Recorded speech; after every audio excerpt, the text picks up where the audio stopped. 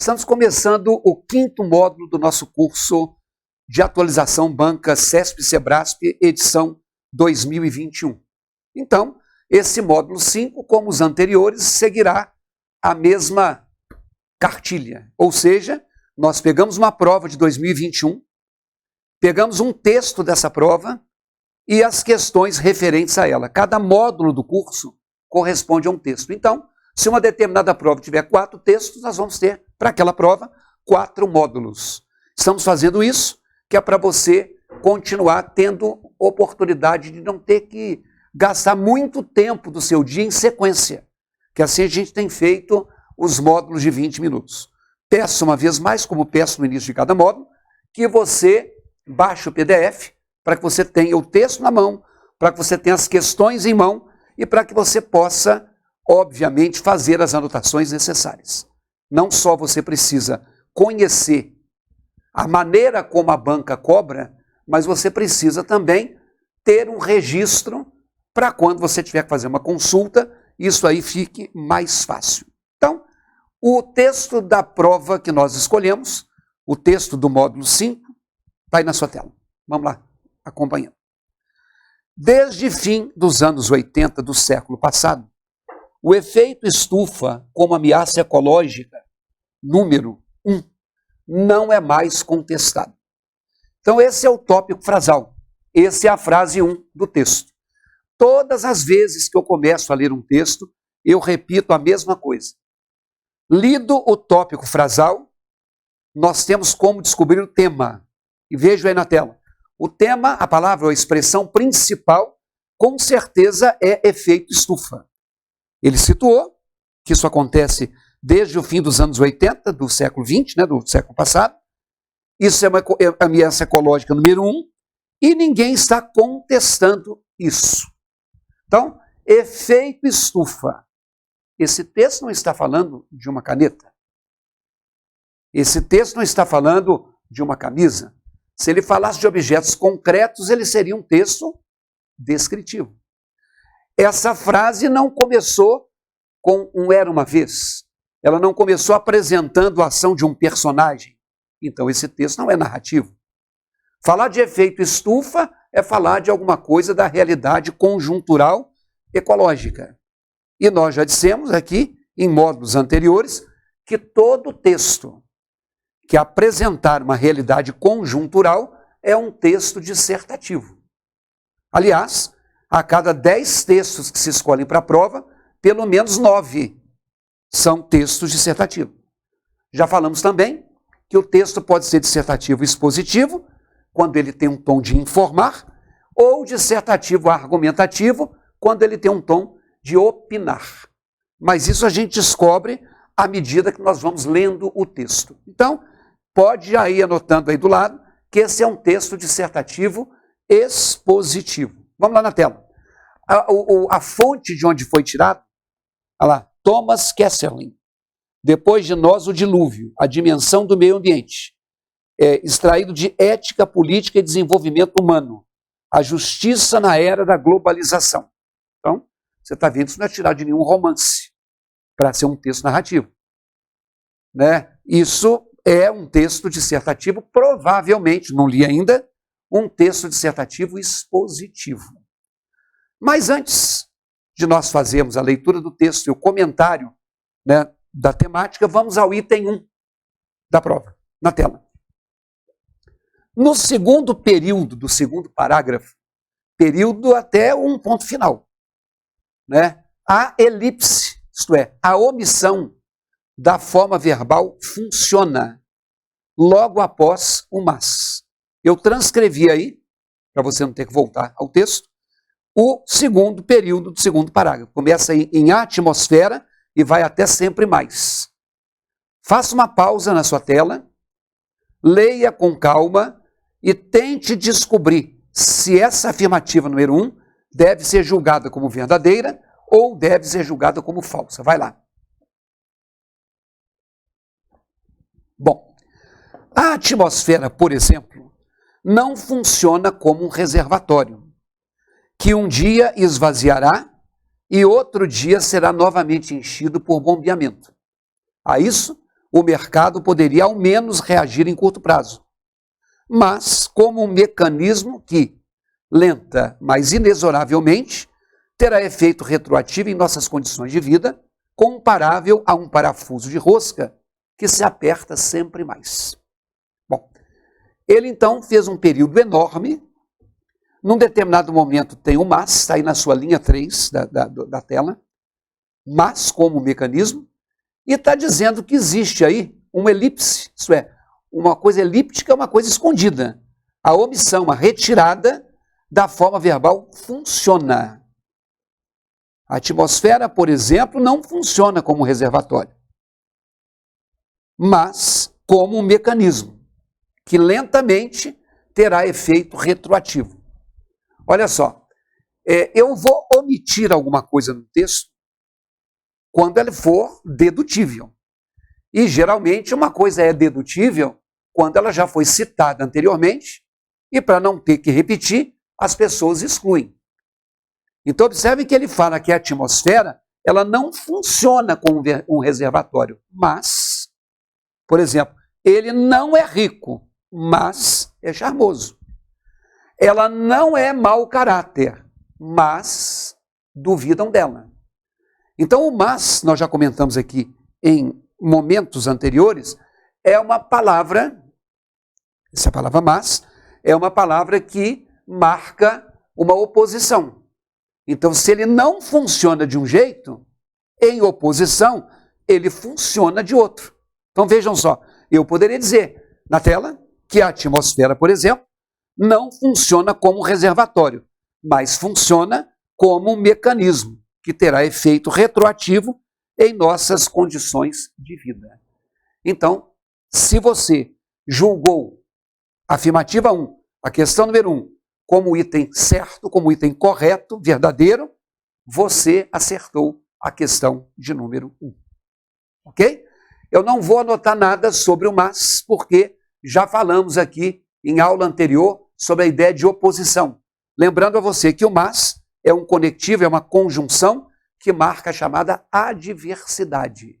O mas, o porém, o contudo, todavia, o entretanto e o no entanto. Belezinha? Vamos então ao item de número 2 na sua tela. O sentido original do texto e a sua correção gramatical seriam mantidos caso o vocábulo inexoravelmente, no último período do segundo parágrafo, fosse substituído por definitivamente. Então vem cá. Quero aproveitar, é claro que a sua prova é uma prova escrita, né? Não é uma prova oral, mas aí é importante que você saiba, né, que dentro dessa prova, dessa linguagem oral, a pronúncia correta é inexoravelmente. A gente ouve as pessoas dizendo inexoravelmente. E não é isso. Então, na tela, coloque aí uma pausa, volte até o último período do segundo parágrafo e vejam o que você vai marcar. Vai lá. E aí? O que você marcou? Então, o último período do segundo parágrafo, né? Vamos ver aí na sua tela. Põe na tela para mim. Primeiro parágrafo, o segundo começa com os limites, né? E ele vai, né, terminando aí no início do slide. Vamos pegar aqui, finalzinho da página anterior. O último período é o segundo. A atmosfera, por exemplo, não funciona como um reservatório, que um dia esvaziará e outro dia será novamente enchido por bombeamento. A isso, o mercado poderia ao menos reagir em curto prazo. Mas como um mecanismo que lenta, mas inexoravelmente, terá um efeito retroativo. Quando eu falo lenta e inexoravelmente, significa colocar assim, lentamente e de modo inexorável. Então, quando se fala que isso aí significa definitivamente, esse é o tipo de questão que, se você não se sentir seguro, é melhor que você não marque. Por que é melhor que você não marque? Porque, na verdade, você não precisa jogar ponto fora. Se você marcar uma coisa e for outra, você vai perder ponto. Você sabe que uma errada anula uma certa. Então, por exemplo, quando eu falo que uma coisa é inexorável, é uma coisa que não tem jeito de não acontecer. Tá? Então, algo que é fatal, algo que vai acontecer. Então, inexoravelmente, isso não tem como. Quer dizer, vai acontecer de qualquer maneira. Agora, se isso é definitivamente, será? Vamos ler de novo? Então, ele falou que a atmosfera não é um reservatório que um dia se esvaziará e no outro dia será enchido, mas é um mecanismo que, de forma lenta e de forma inexorável, terá efeito retroativo. Quer dizer, lentamente nós vamos piorando a qualidade.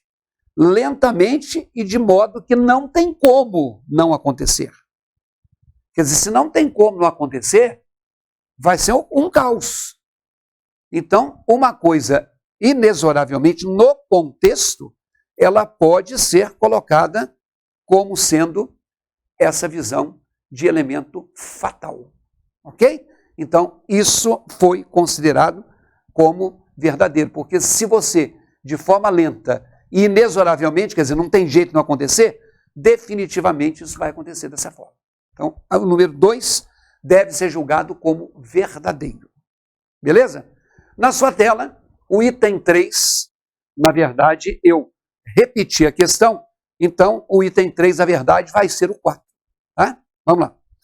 A correção gramatical e a coerência do texto seriam preservadas caso fosse suprimida a vírgula empregada logo após o vocábulo como no segundo período do último parágrafo. Então, façam uma pausa, leiam esse trecho e vejam o que vocês vão marcar. Bom, aí na tela você tem, né, o segundo período do último parágrafo. Assim como, ao se escalar em montanhas, o ar cada vez mais rarefeito nas alturas desafia os alpinistas diferenciadamente, uns mais, outros menos, a fauna e a flora, em regiões diferenciadas, reagem diferentemente ao aquecimento da atmosfera. Ok? Então, a questão de pontuação. Eles estão dizendo que essa vírgula, após o como, depois do assim como, se eu tirar, eu mantenho a correção gramatical e mantenho a coerência do texto. Bom, você já viu aqui, nas provas anteriores, que nós já mostramos que ele sempre propõe mudanças e essas mudanças elas podem manter as coisas de maneira correta, mas mudando o sentido, ou tornarem a coisa incorreta e preservarem o sentido. Às vezes está mal pontuado, mas eu entendi.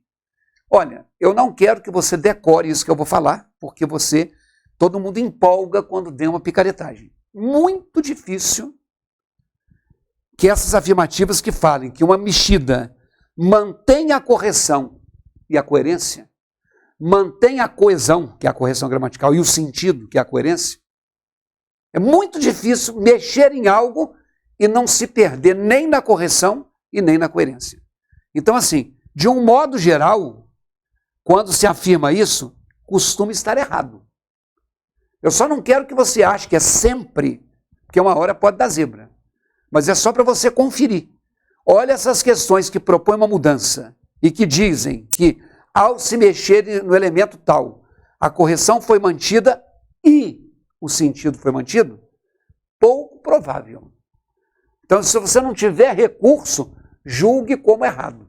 Então, fala no texto. Observem que depois da vírgula do assim como, tem outra vírgula depois de montanhas. Então, ao se escalar em montanhas, ficou entre vírgulas. E aí, quando a gente fala de entre vírgulas, a gente tem algo que a gramática define como um termo intercalado. O prefixo inter significa entre. E esse prefixo inter, de intercalado, ele vai ser aquele termo, sempre que aparecer, se eu for repetir, que quebra uma sequência, e ao quebrar uma sequência, ele vai ficar entre vírgulas, na maioria das vezes. Se você quiser dar mais destaque, eu substituo as duas vírgulas por dois travessões, ou se for uma interrupção maior, eu posso até colocar entre parênteses. Então, alguma coisa que fica entre vírgulas, entre travessões ou entre parênteses, a gente chama de termo intercalado. O termo intercalado, se ele for bem pontuado, ele é o que eu estou chamando aqui, ó, de excluível. O que é uma coisa excluível? Que se pode excluir. O que é uma coisa excluível? Que se pode tirar. Então, quando eu tiro um termo intercalado, aquilo que sobra tem que fazer sentido. Vamos lá na tela? Assim como o ar cada vez mais rarefeito nas alturas desafia os alpinistas, assim como o ar cada vez mais rarefeito desafia os alpinistas. Vejam, vem aqui, que isso fez sentido. Então, por exemplo, o aluno, vírgula, ao abrir a prova, vírgula, ficou nervoso. Então, quando eu tenho essa frase aí, o aluno, ao abrir a prova, ficou nervoso, isto aqui que eu estou grifando de vermelho é o tal do termo intercalado. Dentro desse termo intercalado, eu tenho um verbo aqui, ó. Então, todo enunciado que tem verbo é uma oração. E, obviamente, se a oração está entre vírgulas, ela é uma oração intercalada. O que eu acabei de dizer para você? Que um termo intercalado, quando eu tiro, aquilo que sobra tem que fazer sentido. O aluno ficou nervoso. Essa oração intercalada aqui, ó, ela tem um valor semântico temporal. Por que ela tem um valor temporal? Porque eu digo que ele ficou nervoso quando? No momento em que ele abriu a prova. Vai lá na tela? É o caso aí, quando a gente fala, ao se escalarem montanhas. Quer dizer, é uma oração, porque tem um verbo, você pode até circular esse verbo e colocar aí que é uma oração, e é uma oração intercalada com valor temporal. Ok?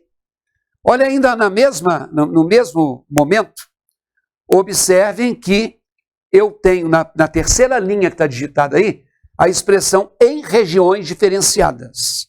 Olha só, a fauna e a flora reagem diferentemente ao aquecimento da atmosfera. A fauna e a flora reagem diferentemente. Então, em regiões diferenciadas, é também um termo intercalado. Não é uma oração. Por que não é oração? Porque não tem verbo. Então, quando eu falo assim, o país em várias regiões mostra sua desigualdade. Então, quando eu tenho isso aqui, ó, o país em várias regiões mostra sua desigualdade, isto aqui que eu estou grifando em vermelho é um termo intercalado. Não é oração, porque não tem verbo. Então, se não é oração, isso aqui é só um termo intercalado. Quero te dizer, e sempre eu vou falar isso, que você tem que tirar da sua cabeça, porque você, dentre várias coisas que já colocou, uma delas foi essa, o termo entre vírgulas é um aposto. Não. Em várias regiões não explica quem é o país. Se fosse assim, um país, vírgula, um pequeno território europeu, aí sim, um pequeno território europeu seria um termo intercalado aposto. Mas aqui, o valor não é mais temporal, aqui é um valor espacial. É onde o Brasil, ou o país, mostra a sua desigualdade. Então, tanto o valor espacial quanto o valor temporal são aquilo que a gente costuma chamar de quê? Adjuntos adverbiais. E aí, meu amigo, a ideia é a seguinte: se eu tiro o país, mostra a sua desigualdade, tem sentido. Se o termo é intercalado, ele tem que abrir com uma vírgula e fechar com uma vírgula. Ou abrir com um parêntese e fechar com um parêntese. Por isso, vamos lá na tela. Para esse item de número 4, se você realmente marcou como errado, você acertou. Eu não posso tirar só a vírgula depois do como, porque era um termo intercalado. Quando o termo é intercalado, eu tenho que manter as duas. Abri, fechei. Seja vírgula, vírgula, travessão, travessão, ou parênteses, parênteses. É isso. Terminamos assim o nosso primeiro bloco. Daqui a pouco, no próximo bloco, a gente continua. Até já.